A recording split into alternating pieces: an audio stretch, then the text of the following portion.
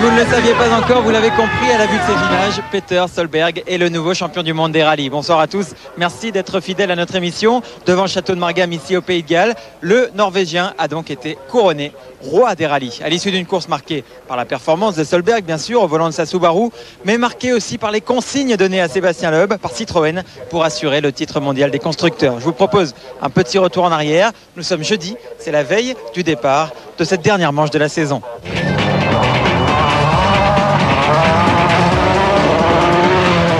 Ils étaient quatre hommes pour une couronne.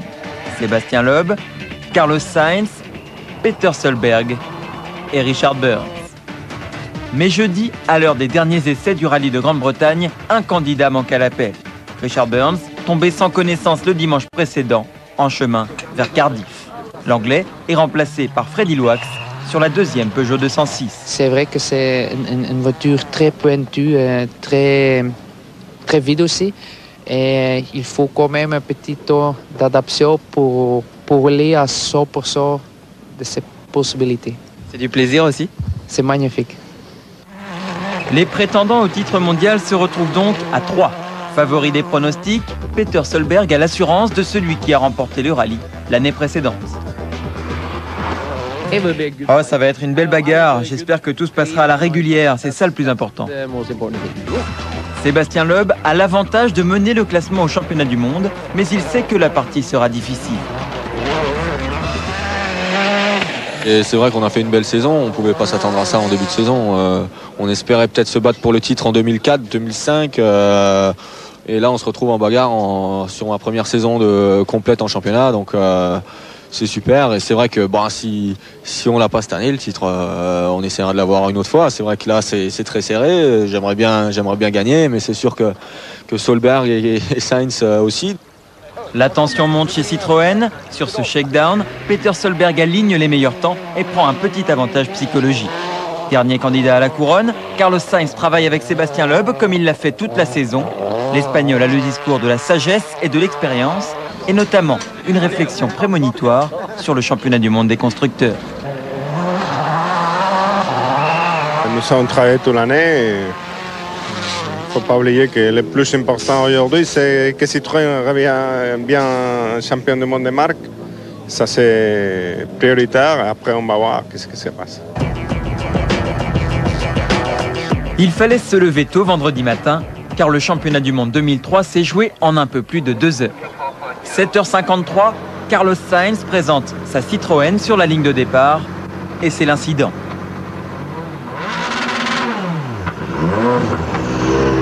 L'équipage sort de la voiture et refuse de s'élancer. Il signale un problème à bord de la Xara. À l'intérieur, un matériel d'enregistrement vidéo commence à brûler. L'Espagnol et son copilote Marc Martí s'élanceront dans la spéciale, mais à 8h04, avec 11 minutes de retard sur l'heure idéale. Mauvais début de course pour Sainz, qui a souvent joué de malchance au rack. Et ce n'est pas terminé. Juste après le départ du deuxième chrono du jour, l'Espagnol, sans doute perturbé par ses mésaventures, va oublier un virage. Sanction immédiate, la sortie de route. Il est un peu plus de 8h30 et Carlos Sainz sait qu'il ne sera pas champion du monde cette année.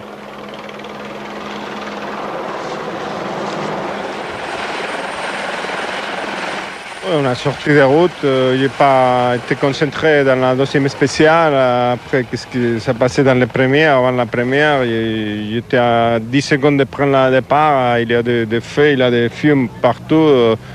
J'ai pris la décision de ne pas prendre le départ. Après, le commissaire il a dit que mon temps, il a déjà 7 minutes que j'étais arrêté pour réparer la caméra. Après, j'ai fait les barrages, j'ai fait parler, après j'ai pris un autre départ. C'est pas très bon. Vous êtes en colère, Carlos? Non, c'est pas comme ça, c'est pas un problème. Avec le départ de Carlos Sainz, le métronome, le capitaine de route, l'homme qui n'abandonne jamais et rapporte toujours des points au championnat du monde des constructeurs, l'équipe Citroën perd ses repères. Mais pour l'instant, il n'est que 8h45 et Sébastien Loeb signe son deuxième temps scratch en 2 spéciales. Le Français livre une superbe démonstration. Il occupe la tête du rallye avec une poignée de secondes d'avance sur Solberg. Un indice pour situer son niveau de performance, Loeb est le seul à améliorer le record de Gronholm sur la première spéciale. Ça démarre très fort.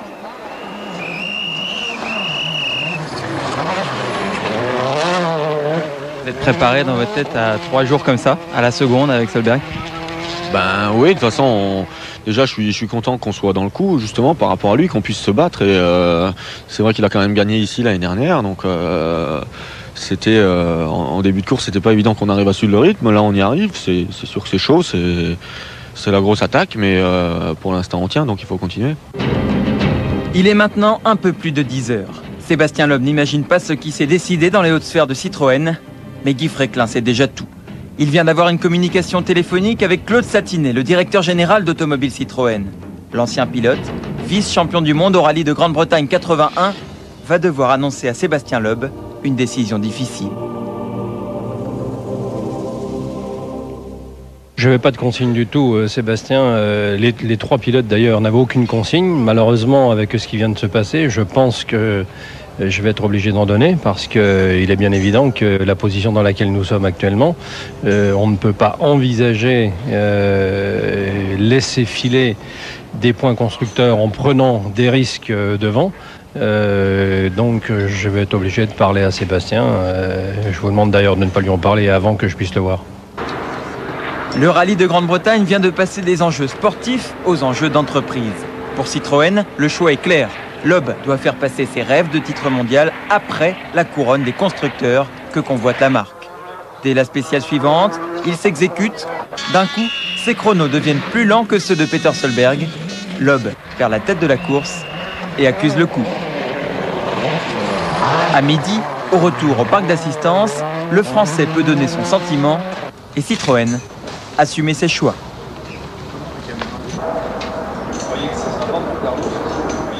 Il faut à tout prix rester sur la route. En même temps, j'aimerais bien être devant Solberg, donc c'est pas facile d'être libéré, quoi. Qu'est-ce qu'il vous a dit, Guy Fréquelin, à ce sujet-là? Ben, il m'a dit qu'il fallait faire ma course, mais qu'il fallait pas sortir, quoi. Donc, vu le niveau d'attaque de Solberg, c'est pas évident de gérer les deux, quoi. De toute façon, c'est comme ça, mais c'est vrai que si ça tenait qu'à moi, c'est beaucoup plus stressant de rouler dans des conditions comme ça. Ce matin, je suis parti en sachant que on était là, on est 3 à égalité pour le championnat en gros, et que bon, il faut attaquer, il faut être devant, et puis voilà. Donc il n'y avait pas de pression. Maintenant, il y a beaucoup plus de pression. Bien sûr que c'est difficile, hein. C'est la situation la plus difficile que je n'avais même pas envisagée. Et se trouver dans une situation comme celle-là, à cause d'une caméra qui a été mise à notre insu dans la voiture, dans des conditions complètement anormales, je suis vraiment furieux de cette situation. Voilà pour les causes et maintenant les conséquences. Qu'est-ce que vous dites aujourd'hui à votre pilote à cet instant de la course, à Sébastien Loeb? Comment voulez-vous que j'ai le choix? Je suis bien obligé de lui demander de rester sur la route pour assurer le titre constructeur. D'autant plus que le rallye a été complètement décapité dès les 2 premières spéciales et que, bien entendu, la concurrence qu'il y a derrière se rapproche de plus en plus des gros points. Et pourtant, l'équipe de Guy Fréquelin aurait bien des raisons de ne pas s'inquiéter à ce stade de la course. Dans le camp d'en face, Peugeot est au plus mal. Le dernier adversaire de Citroën lance Freddy Loax dans le bain et le Belge n'est pas dans le coup. Harry Rovanperä, qui connaît pourtant bien le rallye de Grande-Bretagne, ne fait pas beaucoup mieux. Et surtout, Peugeot a perdu son atomètre, Marcus Gronholm, dans la spéciale numéro 3. Gronholm, trop généreux dans une corde, est au ralenti. Il est dépassé par Marco Martin, ici par Colin McRae, et plus loin, il le sera par Gilles Panizzi.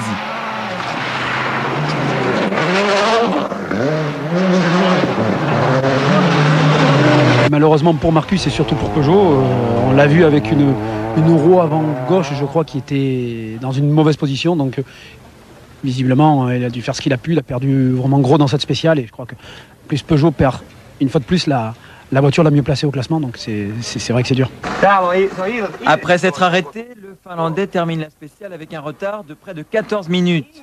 Mais il est immobilisé par la police britannique sur le parcours de liaison. Impossible d'effectuer les 63 km qui le séparent du parc d'assistance de Swansea avec sa roue endommagée. C'est l'abandon, malgré quelques tentatives, du double champion du monde. Vous ne pouvez pas aller jusqu'à l'assistance. Mais si, je peux, si vous me l'autorisez. Je roulerai doucement. Et du côté de Citroën, Colin McRae pourrait très bien couvrir Sébastien Loeb. L'Écossais assure à lui seul le titre de champion des constructeurs. McRae n'est pas dans le rythme des meilleurs pour ce qui est peut-être son dernier rallye en championnat du monde, mais il est nettement devant les Peugeot et se classe 4e. Pour l'instant, je suis plus rapide que les Peugeot dans toutes les spéciales. C'est ça le plus important pour Citroën. Derrière les intouchables Solberg et Loeb, le rallye de Grande-Bretagne va se terminer pour Marco Martin.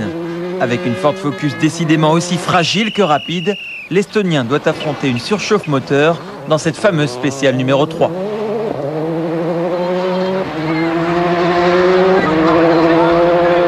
Je pense qu'on a commencé à perdre de l'eau dès le départ de la première spéciale. Par chance, le moteur a tenu le coup et pendant 2 spéciales sans eau, et aussi sur le parcours de liaison. Bon, il s'est arrêté plusieurs fois, il y avait vraiment plus d'eau. Maintenant, il a l'air bien malade et je serais surpris si on arrivait à repartir sans problème.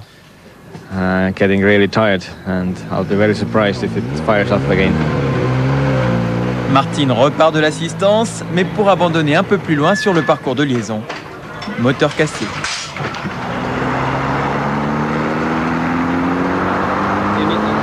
Citroën imposant la sagesse à Sébastien Loeb, une nouvelle course commence. Peter Solberg se met à signer tous les temps scratch devant le Français, mais de peu. Loeb assure avec modération, il reste très proche des temps de la Subaru et surtout, il est prêt à profiter de la moindre erreur de son adversaire. Sainz éliminé, Loeb deviendrait automatiquement champion du monde en cas d'abandon de Solberg. Alors, consigne ou pas, l'Alsacien s'attache à maintenir la pression, d'autant que Solberg n'est pas à l'abri d'un problème.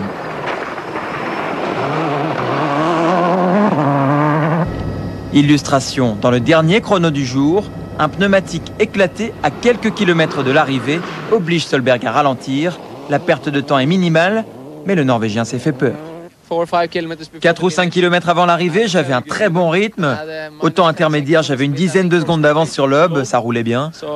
Et puis le pneu a explosé.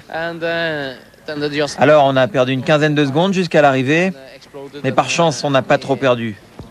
Ça aurait pu être bien pire.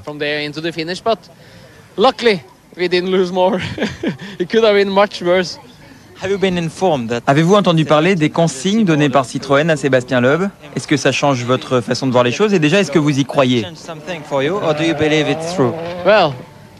Là, vous savez, je ne fais confiance à personne. Et si on vient me dire qu'il n'attaque pas, pour moi, c'est vraiment des bêtises.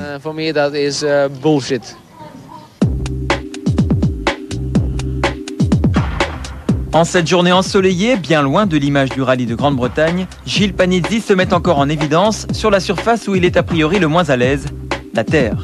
Panizzi pointe longtemps à la 5e place devant les 2 Peugeot de Rovanperä et de Loax qui sont nommés pour marquer des points au championnat des constructeurs. Loax qui part ici en tête à queue. C'est de toute façon pas une satisfaction puisque on est là pour prendre beaucoup de points et pour le moment c'est pas le cas. Les voitures sont très difficiles à piloter dans ces conditions. Et il va falloir qu'on soit mieux pour les prochaines spéciales. Clin d'œil à l'histoire du rallye, les 2 pilotes qui s'affrontent pour la 3e marche du podium sont 2 légendes de la discipline, toutes les 2 sur le point de prendre leur retraite. Tommi Mäkinen, 4 fois champion du monde, devance de quelques petites secondes Colin McRae, son vieux rival. Et il s'amuse bien.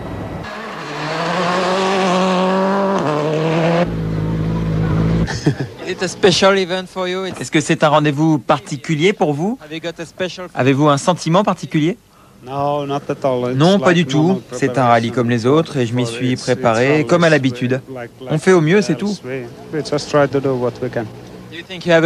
que vous pensez que vous êtes bien placé pour finir 1er et 3e avec Peter Solberg? Ah oui, ça se présente plutôt bien. On va essayer d'arriver à ce résultat. Au classement, après la première étape, Solberg compte 8 secondes d'avance sur Sébastien Loeb. Mäkinen et McRae ne sont plus dans le coup pour la victoire, alors Kari Rovanperä est repassé de justesse devant Panizzi en fin d'étape. Belle course du Tchèque Kresta, convaincant comme souvent sur une 206 privée, suivie par l'équipe Bosian.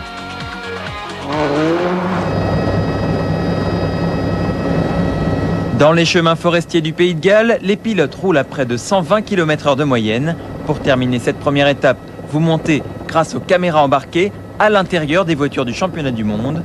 Accrochez vos ceintures, Rallye Magazine continue juste après la pub.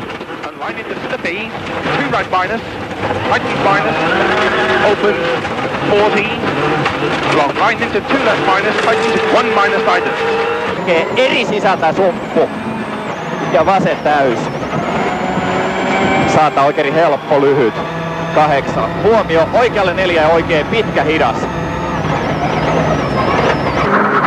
Léger droite à fond et 40 mètres. Léger droite à fond, sur gauche à fond, sur pied, léger droite, faire attention gauche.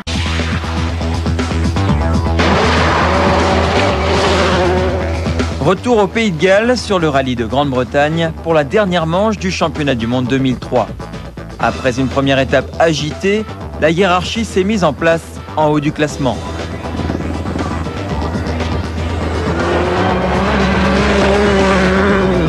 Le calme en tête de la course, la tempête dans l'équipe Skoda qui va connaître un début de journée catastrophique. La nouvelle Fabia lancée en juillet n'arrive pas à atteindre un degré satisfaisant de fiabilité. Samedi matin, la liste des pannes accumulées par Gardemeister se garnit encore avant le départ de la première spéciale.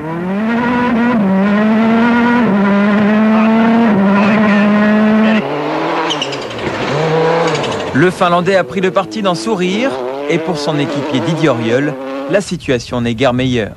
Surpris par un fonctionnement erratique de ses différentiels, le Français et son copilote Denis Giraudet se font une belle frayeur.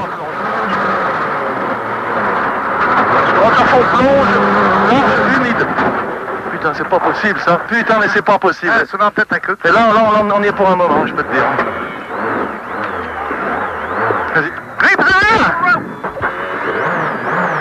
La voiture est partie brutalement de l'arrière et j'ai dit bon ça va rester en fond, ça devrait passer et puis c'est pas passé, on est parti un petit peu en tête à queue et on s'est arrêté les deux roues avant dans le fossé et il a fallu attendre un petit peu les spectateurs, hein. La voiture, le poids du moteur devant c'est très lourd. La belle performance de Colin McRae au Pays de Galles peut donner encore plus de regrets à Sébastien Loeb. McRae assurant le titre constructeur, Loeb aurait pu jouer sa chance à fond pour le titre pilote. Mais Citroën n'a pas suffisamment confiance en l'Écossais, pourtant grand spécialiste du rack.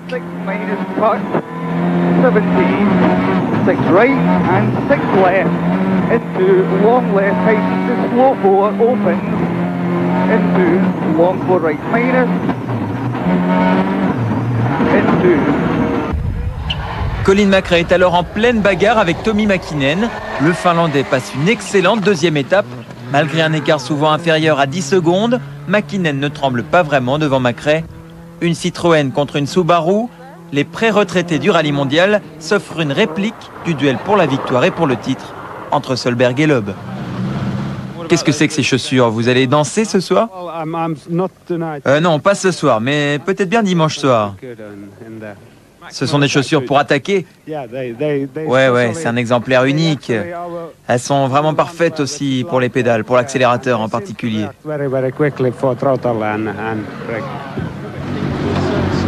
Plus détendu que jamais, Mäkinen distrait l'assemblée au regroupement de Sennybridge dans la matinée de samedi.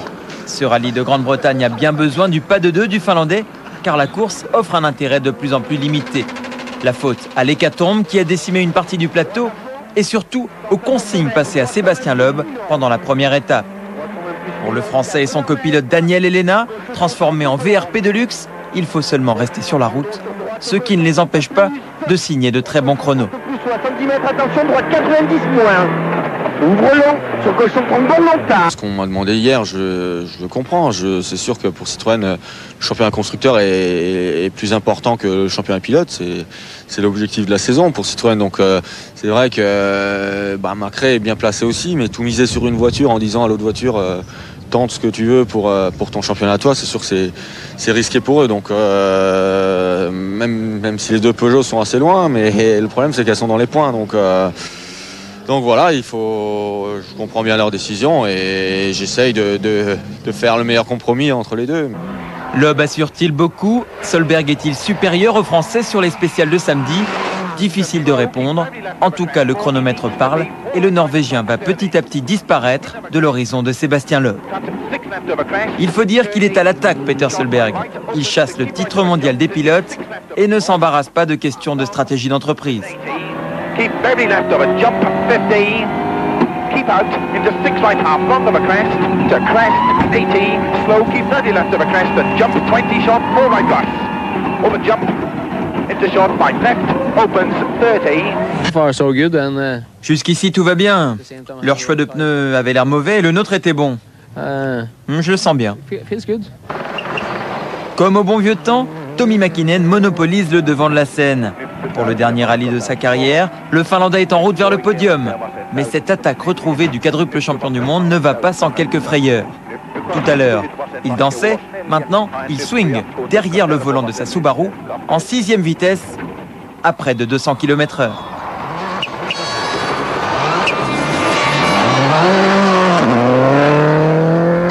Avec son alter ego Colin McRae, celui qu'il était venu défier au tout début de sa carrière dans le championnat britannique, il s'offre une ultime bataille d'Angleterre, avec pour enjeu peut-être le dernier podium de leur magnifique carrière.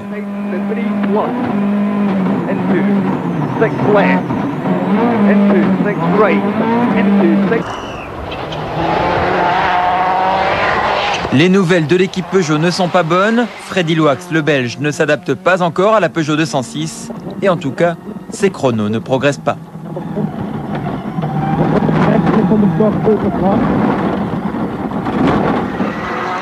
Loax est 7e derrière son compatriote François Duval. Le pilote Ford, Benjamin du mondial, alterne le bon et le moins bon cette saison. L'explication vient très souvent de sa méconnaissance du terrain. Et ça va, on roule à un rythme normal et ce qu'il faut c'est être au bout du rallye. Et je ne prends pas de risque pour le moment, surtout je préfère corriger mes notes puisque tout n'est pas parfait, donc pas prendre trop de risques. Pour les nombreux supporters norvégiens qui suivent Solberg sur toutes les épreuves européennes, l'heure de la délivrance se rapproche. Mais la route est semée d'embûches, illustration 1 km après le départ de la dernière spéciale de samedi.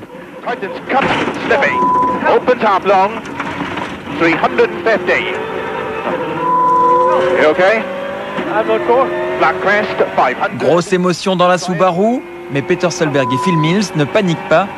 Malgré une direction tordue, le Norvégien va jouer très fin pendant plus de 40 km.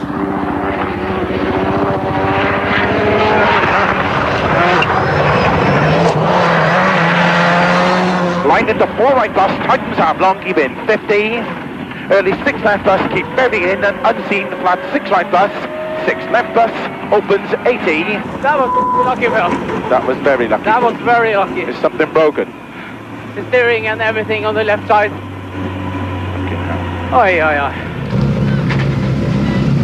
I hit a massive hole. J'ai heurté un très gros trou à l'intérieur et j'ai abîmé la suspension avant. Maintenant le volant est de travers, ça vibre de partout et je me suis dit jamais je ne vais réussir à finir cette spéciale. Je croyais vraiment avoir perdu beaucoup de temps. Après ça j'ai fait encore d'autres erreurs.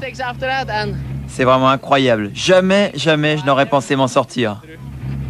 Malgré ses frayeurs, Solberg n'a pas grand-chose à craindre de Sébastien Loeb, relégué à 41 secondes en fin d'étape.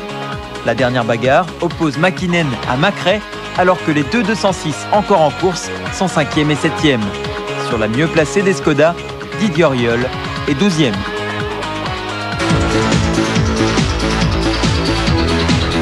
Pendant que Mäkinen et McRae font maintenant voiture commune pour discuter à la fin de la journée, une autre histoire se termine entre un pilote et une équipe. Gilles Panizzi était parti pour un beau résultat quand la transmission de sa Peugeot 206 version 2003 a lâché. Sa dernière sortie dans la voiture qu'il a vue naître s'achève par un abandon.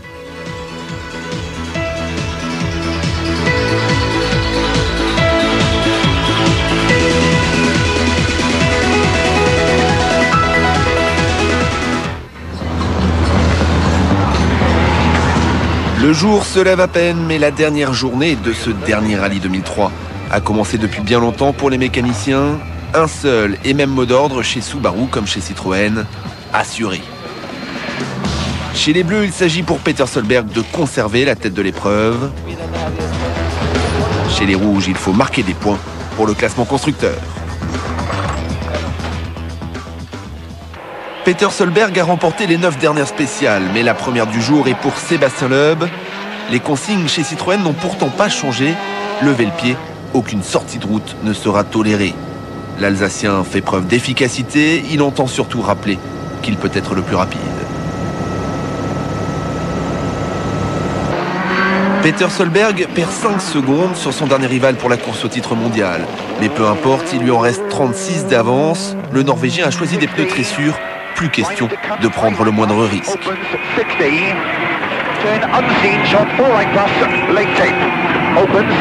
Dans la Subaru, l'heure est au calcul. Il ne reste plus que 43 km à tenir.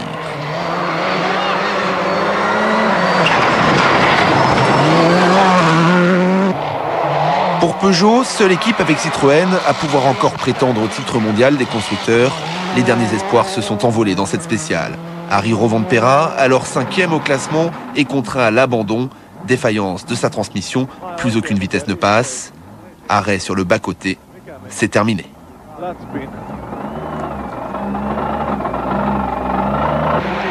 Le Belge Freddy Loy est au volant de la dernière 206 encore en course. Il attaque tant qu'il peut, prend tous les risques et part à la faute. Une sortie de route qui aurait pu sceller définitivement le championnat du monde constructeur.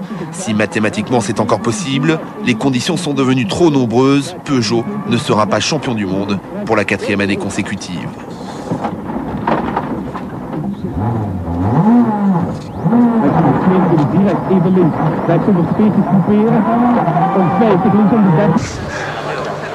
Avant-dernière spéciale et à nouveau le meilleur temps pour Sébastien Loeb qui revient à 32 secondes de Peter Solberg.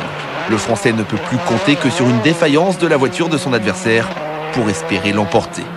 En revanche, tout est encore possible pour la 3e marche du podium. Avantage à Tommi Mäkinen. Le Finlandais compte 10 secondes d'avance sur Colin McRae dans ce qu'on pourrait appeler le duel des anciens.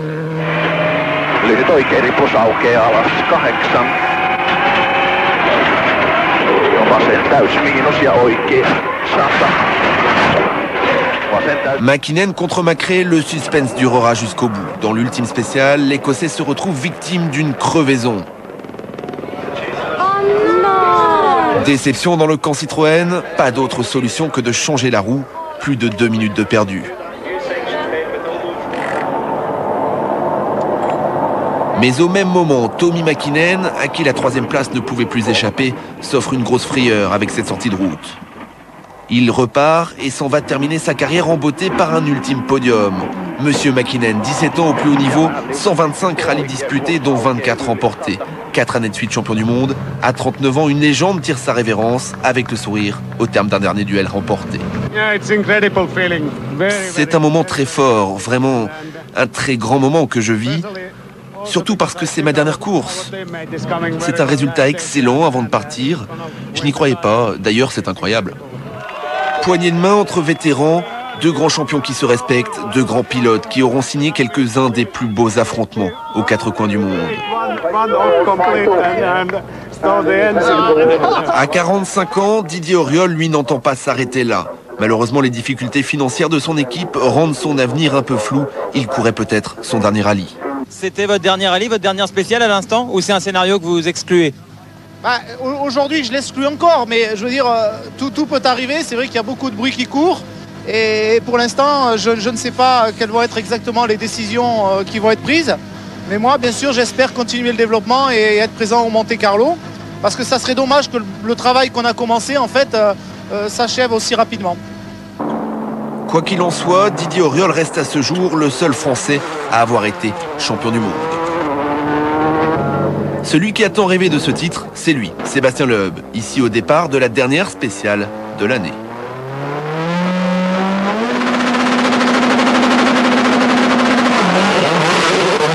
Le Français a enfin carte blanche de la part de son employeur puisque le titre constructeur est assuré.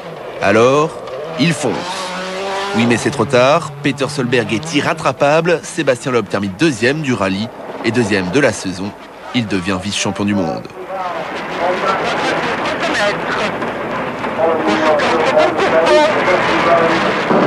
Le vainqueur, c'est lui, Peter Solberg. Concentré jusqu'au bout, cet homme a du panache. Il met un point d'honneur à remporter cette ultime spéciale.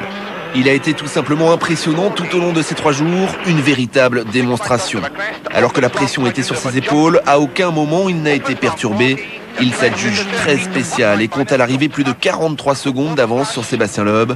Peter Solberg est un champion du monde méritant.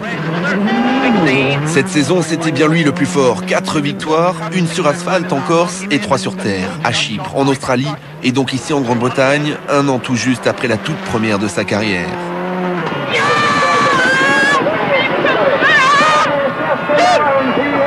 Ce charismatique Norvégien peut laisser éclater sa joie comme il en a pris l'habitude. Solberg sait faire le spectacle, souvenir de sa jeunesse, lui, l'ancien champion national de danse disco.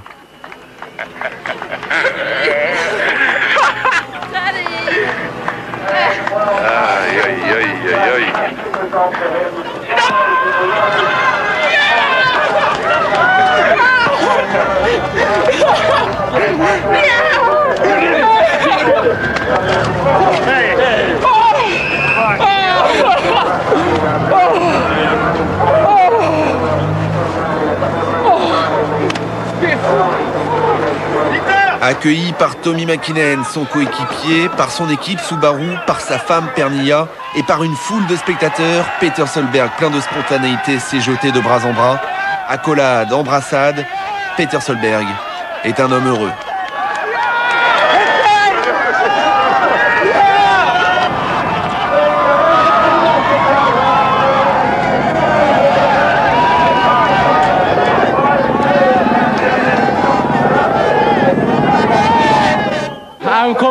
Je suis sur un nuage, vous savez, je suis très ému.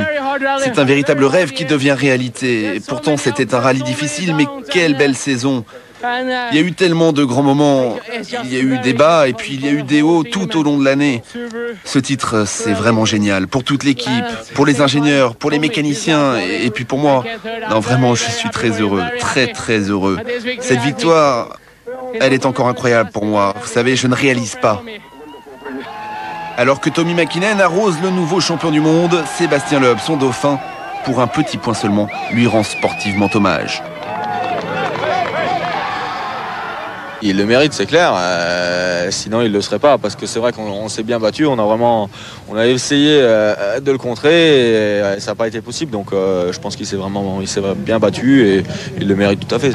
Sébastien Loeb, en bon professionnel, a respecté les consignes de son employeur. Il a sacrifié ses chances de titre mondial. Malgré tout, sa première saison complète est excellente. 3 victoires à son compteur, à Monte-Carlo, en Allemagne et à San Remo. C'est difficile. On passe tout près du titre de champion du monde. Donc, mais bon, il faudra se motiver encore plus l'année prochaine. Justement, faire bien attention à tous ces petits points qui traînent et bien se concentrer, pas faire de petites erreurs qui peuvent coûter cher. Et puis voilà, on essaiera de faire mieux l'année prochaine. Des ambitions, bien sûr, et en attendant, le réconfort de sa compagne. Il faut quand même retenir qu'il a fait une saison super et il est deuxième au championnat du monde et c'est super pour la première année. La logique veut, c'est clair que ce soit Solberg qui gagne, c'est quand même la 5e année qu'il fait le championnat du monde, donc c'est normal, c'est la première année. Pour Citroën, le pari est gagné. L'Axara est championne du monde des constructeurs. Pour la 4e année consécutive, une marque française remporte ce titre. C'est une très grande satisfaction pour tout le travail qui a été fait par l'équipe. Je crois que je suis vraiment très fier de l'équipe d'abord et je crois qu'ils ont su réagir quand il le fallait et ils ont démontré que l'Axara est aujourd'hui une voiture qui est vraiment très au point. On a eu une équipe de pilotes fantastique et vraiment c'est vraiment super pour Citroën. Peter Solberg et Sébastien Loeb sont les symboles d'une nouvelle génération. Ils sont aussi la garantie d'un championnat 2004 passionnant. Le classement final du rallye de Grande-Bretagne, symbole d'une passe d'armes. Solberg et Loeb, les nouveaux, devancent Mäkinen et Macrae, les anciens. Belle 5e place de François Duval. Et les premiers points au mondial pour Manfred Stoll, 7e, et Roman Cresta, 8e. Au championnat du monde des pilotes, Peter Solberg ne remporte le titre que pour un petit point devant donc Sébastien Loeb. Carlos Sainz complète le podium. Marcus Grönholm, champion du monde sortant, n'est que 6e. Les Français Gilles Panizzi et Didier Auriol ne sont respectivement que 10e et 13e.